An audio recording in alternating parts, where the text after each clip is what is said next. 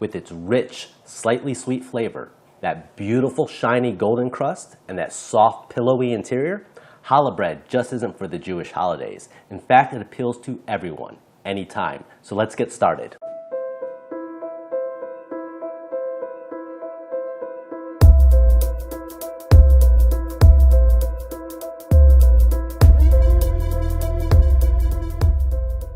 Hey everyone, welcome back. I'm Dan Thompson and you're watching Dinner Time Secrets. If you want to learn simple, easy meals that are sure to impress your friends and family, make sure that you like and subscribe. Today we're going to be making challah, a simple kosher braided bread. It simply uses flour, egg, yeast, water, and salt. Very simple to do, so follow along. You're going to need 1.5 cups lukewarm water, 2 teaspoons of active dry yeast, 1 teaspoon sugar, a total of 5 eggs, 1/3 cup honey, 2 tablespoons canola oil, 2 teaspoons salt, about 4.5 cups of flour. You may need more. First thing what we're going to do is we're going to take our water here. Now this water is brought to about 110 degrees. You don't want it hotter than that, but you need the water to be warm. We're going to add a portion of it into our mixing bowl. We don't need to use all of it right now. And we're going to add our yeast.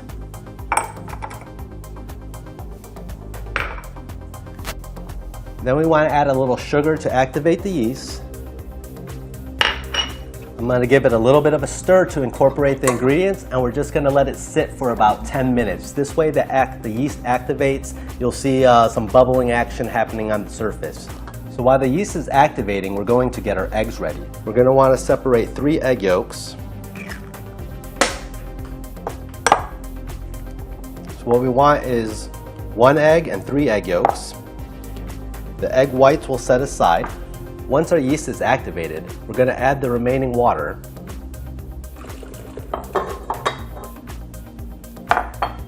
We're going to add 3 egg yolks and the 1 egg.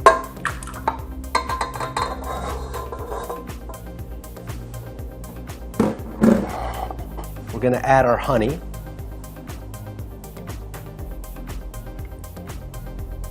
We're going to add our oil.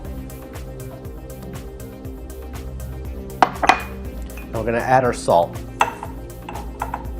We're going to put our dough hook on. And we're going to add a part of the flour. And we're going to put this on a low setting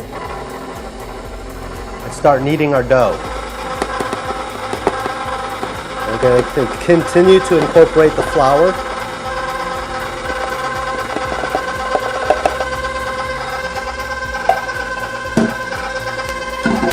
And we're going to knead the dough until it has a soft, elastic consistency. It's going to take a couple minutes. Now, if you don't have a mixer, you can do this by hand. It's just going to take a little bit longer. So now we have the dough to a nice, sticky. It's sticky, but not sticky. It's the perfect consistency what we're looking for in a dough. So what we're going to do is we're going to lightly flour our surface. We're going to flour our hands.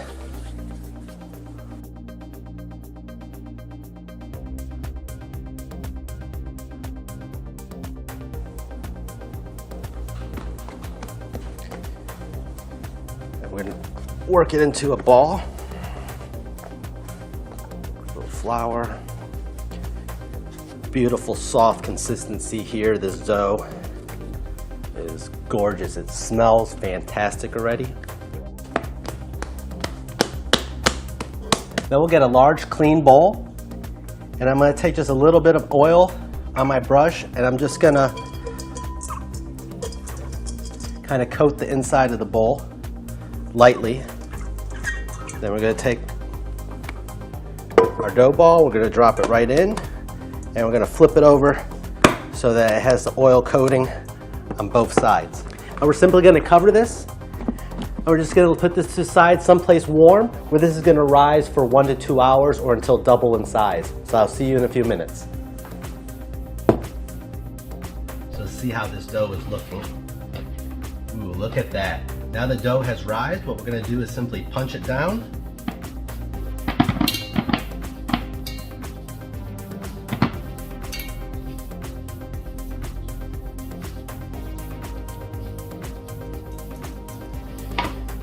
flip it over.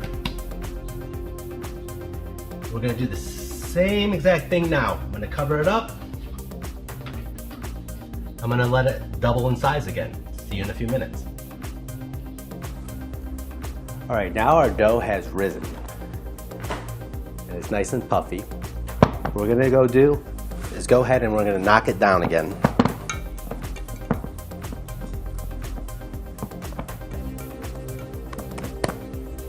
And then we're gonna flour our cutting board.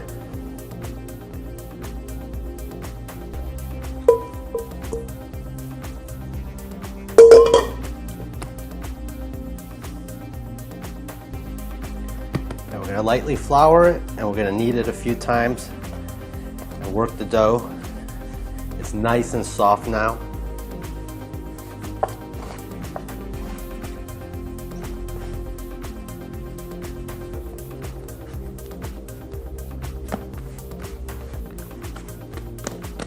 And I'm going to go ahead and divide this into 4 equal pieces.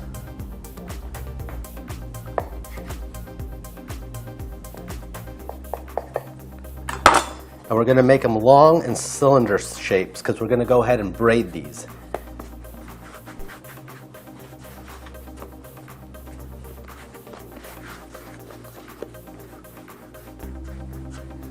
So that we have 4 equal pieces that are similar in length here. So now the fun part begins. We get to braid the bread. I'm just going to kind of stack these pieces to make them match. Left is going to go over. Right is going to go over. We're going to bring this down. This one over. This one down. This one over. This one down. This over. This one down. This one over. This one down. This one over. This one down, this one over, this one down, this one over, this one down. And when we get to the end, we're going to kind of tuck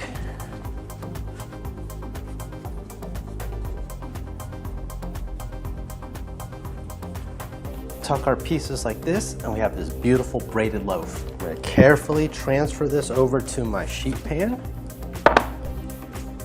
And we want the braids to be fairly loose. This is going to expand and puff up as it bakes. We're going to take our egg whites that are left over from earlier. I'm going to add 1 egg to it because I do want a yolk. And I'm going to mix this very well. Now we're simply going to brush our egg wash onto our dough. Now we do want our oven preheated now to 350 degrees. This is going to be a multi-step when we bake it here, because as this dough bakes and grows, part of the dough will be exposed that doesn't have the egg wash on it, and it won't have that beautiful color. So in about 20 minutes of baking, we will go back at it and hit it with a little bit more egg wash. And now that we have a nice even coverage, we're going to let this rest for about 40-45 minutes, let it rise up just a little bit, and then we're going to get ready to bake. See you in a second. All right, it's been 40 minutes, and now it's time to get this in the oven. We're gonna bake this for about 20 minutes at 350 degrees, and then we're gonna give it a second egg wash.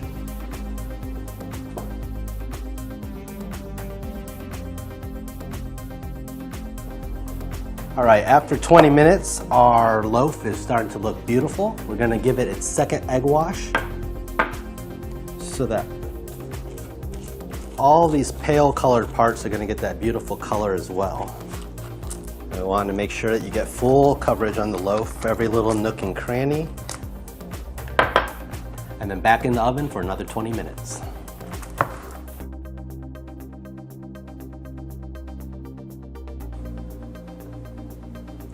Now I've taken our loaf out and placed it on a cooling rack. We're gonna let this cool down for about an hour before it's ready to eat. But let me tell you something, this thing smells amazing. Beautiful color to it, and that hollow thunking sound means that we baked it perfectly. So we're gonna let this bread cool down, and at that point, we can go ahead and consume it. We can wrap it, save it for later, or you can go ahead and make my French toast recipe. Just click on the link below. Thanks again for watching. Till next time.